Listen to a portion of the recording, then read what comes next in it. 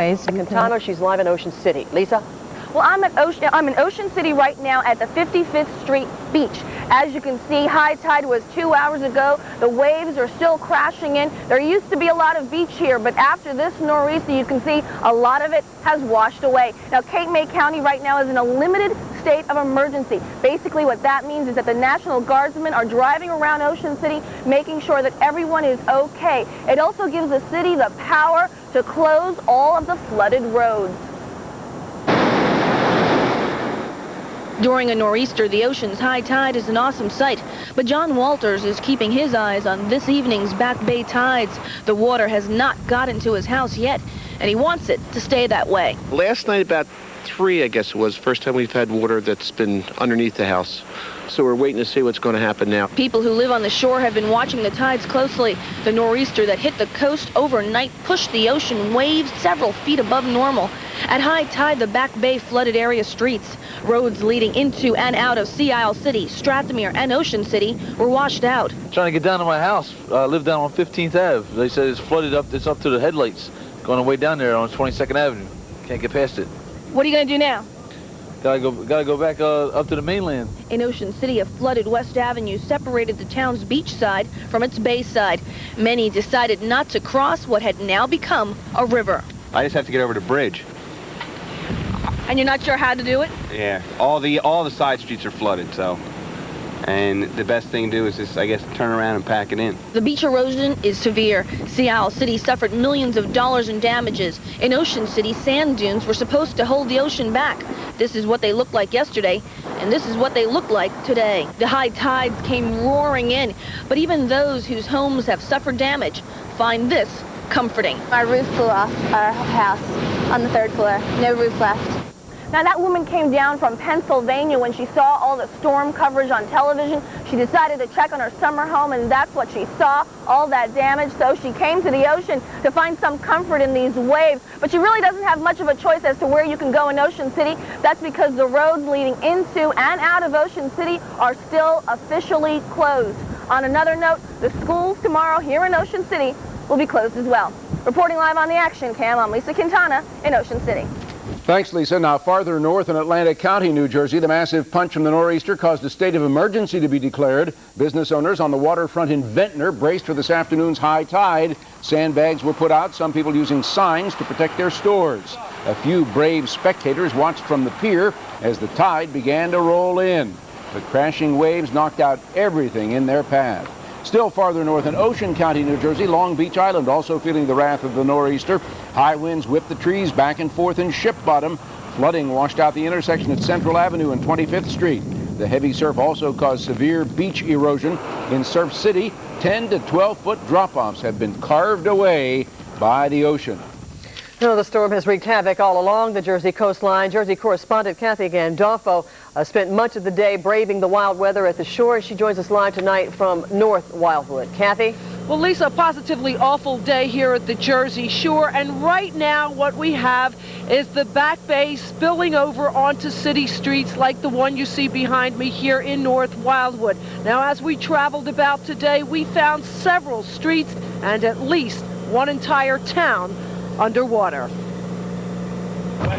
It is appropriately called Venice Avenue. It is the first street in West Wildwood, a town whose streets remain submerged today and whose only access is by National Guard truck.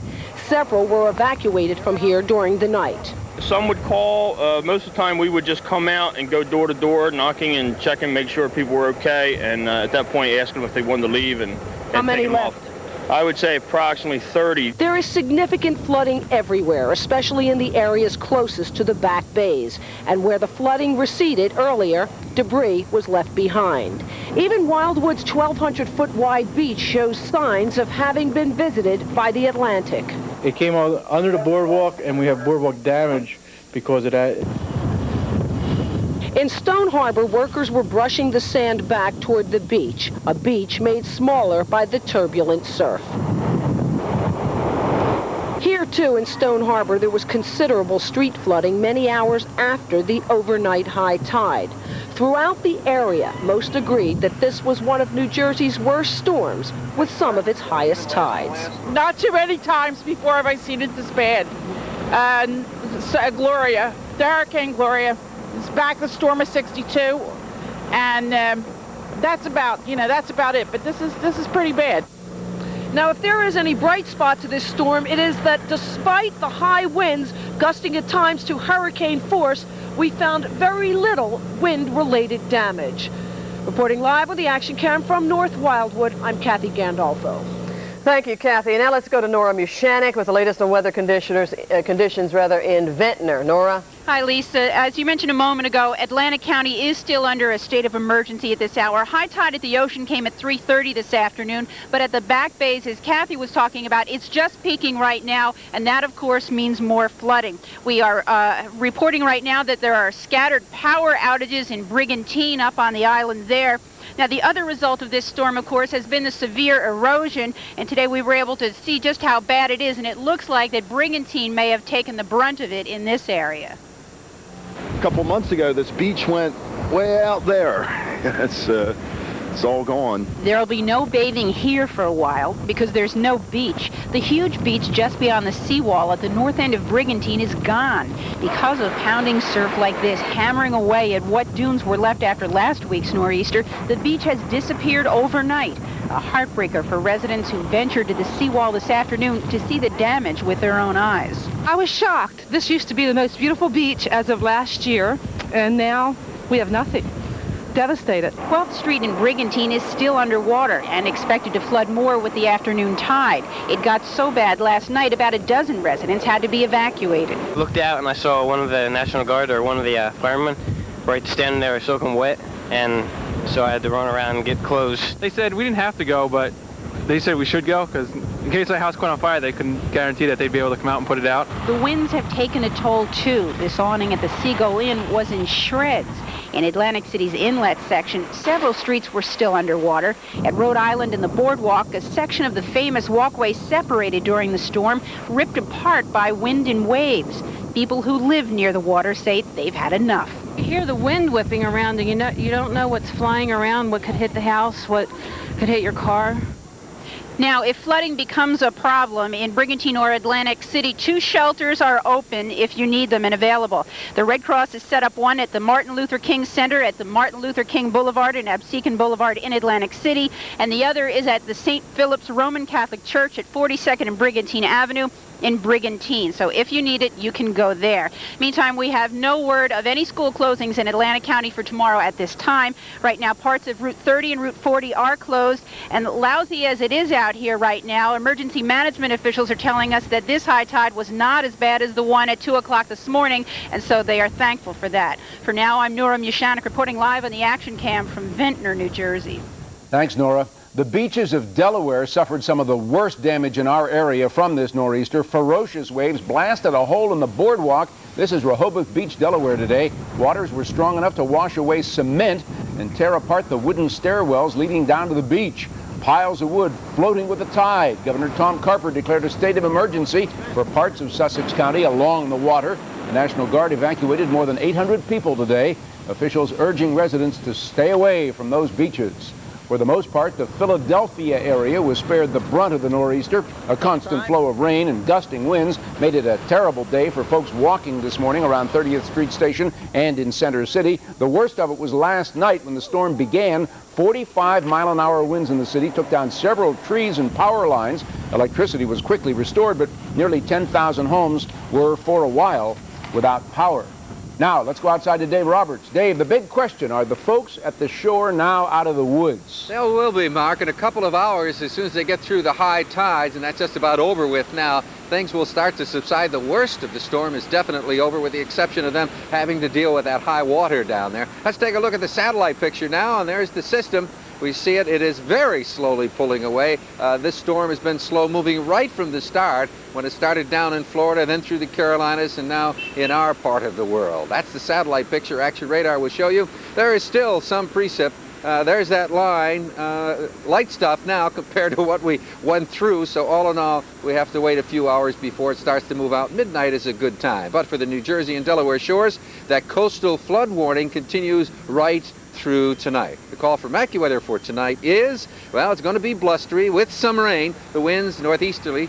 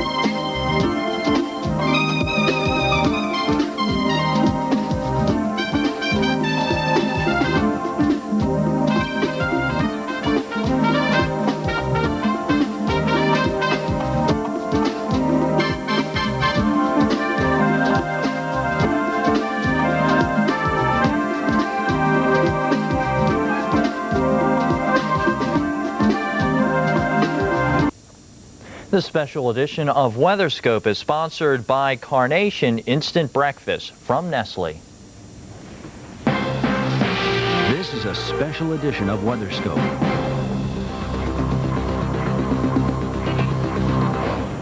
Well, you're looking at a live picture from Virginia Beach, Virginia, where the waves are still crashing onto the shoreline. Coming up, we'll have a live report from our Weather Channel crew in the area. Thanks for joining us for this special edition of WeatherScope. I'm Janetta Jones in the Forecast Center. We are watching the southern New England coastline for the potential for minor coastal flooding as well as some beach erosion. What's happening? Well, our area of low pressure, our nor'easter, if you will, is continuing to move away from the coastline. So you're saying, well, why is this still a threat? Well, the heavy rainfall is pretty much over, but we still have that counterclockwise rotation with the wind around our low. So as you can see, that is really buffeting the shoreline here, especially the east and northeasterly facing shorelines from Massachusetts through Long Island and into the Jersey Shore. These areas are going to be particularly hard hit with coastal flooding and coastal beach erosion, and that is going to be over the next 12-hour period. We have a crew standing by now in Seabright, New Jersey. Lori Gary has been there all afternoon braving the elements. Lori, it's looking pretty rough out there. Can you tell us what's happening? Yeah, actually, it looks like the worst is finally behind us. High tide has come and gone here in Seabright, New Jersey. No evacuations and no problems to report on any of the major roads, but as you can see behind me, it's a whole different story on some of these side streets off of Ocean Avenue.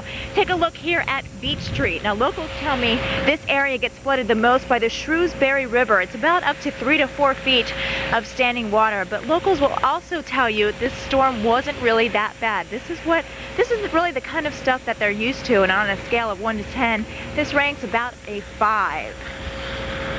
Waters will start to recede in about an hour and a half to 2 hours, and we're expecting the winds and the rains to die down. Temperatures right now are about in the 30s, but the winds are making it feel more like the temperatures are in the teens.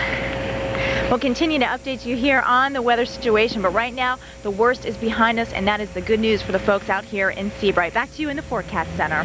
Okay, thanks so much, Lori Gary, Seabright, New Jersey. We are going to now take a look at the coastal flood warnings that are still in effect. I want to remind everyone that we could see some big problems during the evening high tide along the Massachusetts east coast, and in fact, seas may be running some 20 feet.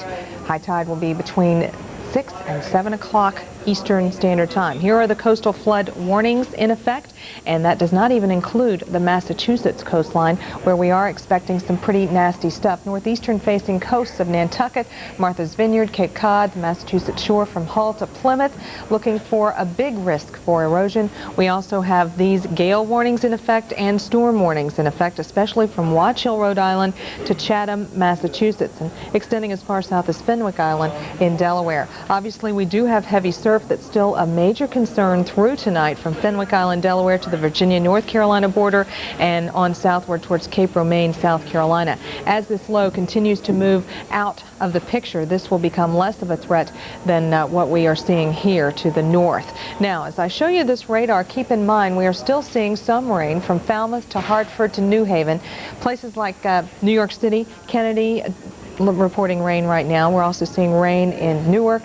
Bedford and Boston, though, looking at freezing rain and sleet. Providence, Rhode Island is reporting some sleet and snow. So this is not all rain, folks. Some of these areas are getting some rain mixing with the sleet, mixing with the freezing rain. And as you know, the roadways are going to be quite slick. And don't forget, in addition to the rainfall that we're experiencing here, we're also seeing the very strong gusty winds. So that's going to play a role in your drive home with rush hour well underway for the LIE, the Merritt Parkway, the I-95 corridor. You're going to have to deal with the rain and the wind and possibly some sleet and freezing rain mixed in with this. So that's a threat as well. Do want to show you the temperatures. We're talking about 30 degrees in Boston, 37 in New York City. Factor in the wind, it's a big difference. It feels like 1 below here in Boston. It's a nasty night for you. 13 is what it feels like in New York City and 19 in Philly. So it's a cold night in Philadelphia with the cold wind chill and the rain really coming down, starting to taper off, and that will continue to be the case. However, the winds are still going to be a threat until probably about midnight, when we expect them to slowly diminish and subside, and some of these coastal flooding problems are going to be subsiding. So summarizing, we are looking at the biggest threat with coastal flooding and beach erosion, but we're going to keep an eye on the rain and the sleet and the freezing rain as well. Now for a look at the rest of the country, here's Rich Johnson. All right, thank you, Janetta. Farther inland, the storm has dumped tremendous amounts of snow on some areas. We'll have a look at that. First of all, down to the southeast, here we go with our low in Texas. This storm's actually going to affect Florida, but into Kentucky, it is still snowing today. Into Ohio and Indiana, it is still snowing today. Temperatures sort of cool into the 30s. The wind chill actually much less than that. 14 the chill in Atlanta, a couple real cold days for you. 31 the chill in Raleigh-Durham. And have a look at this. Yes, indeed. Up across the Ohio Valley, what do we have here at Cincinnati? More moderate snow. It's official. It is finally official. The biggest storm ever in Cincinnati. 16 inches of snow from this storm. 13 inches on the ground. You might be thinking, 16 inches of snow, 13 on the ground. How do you get that? Well, when you have 16 inches of snow, it starts compacting. So it doesn't measure to 16. It measures a little bit less. Snow in southern Indiana, heavy. Over to Cincinnati, moderate snow, more coming on down. We do have a bit of a mixture across Ohio with some freezing rain at times. And earlier at Cincinnati, we had a mixture of snow and sleet coming down pretty heavily. You know what I say to that? Cool. Wish I was there to see it. Anyhow, I'm sure the driving is a big problem. Over to Oklahoma City, most of this is virga here, meaning precipitation falling from the clouds, not reaching the ground. A few showers to the southwest of Dallas, out toward Abilene. Bit of a rain-snow mixture farther off to the west. Over to San Antonio, tough to see. We do have this one little storm right here. Golf ball size hail, or I should say 3/4 inch size diameter hailstone. So possibility of a few nasty storms drifting close to San Antonio. Rest of the storms off the coast of Houston. Over to the west, forecast center, bell time tomorrow again, California probably, as the storm comes in. This is going to be a nasty storm. It is going to last 5 days probably, count it. Not this one storm. That one's going up the coast and weakening. But beyond that, yeah, have a look. There's more lined up from where this one has come from. Temps we have into the 40s. Here's that satellite picture. Storm coming in now, and you can see this one here. It's pretty big in scope, pretty big distance from Central Pacific all the way back over to California. There's more beyond that too. So they're lined up, quacking one after another. Ducks lined up in a row, so to speak. Into California, not a laughing situation. Saw some of the pictures of levees. The water's way up, in some cases trying to go on over. Sacramento Valley, a bunch of rain here. Wet conditions. San Francisco, 6,000 feet and above. The snow is coming down. And the rain is coming into Oregon. Look for the winds to pick up on the coast, too, as that low actually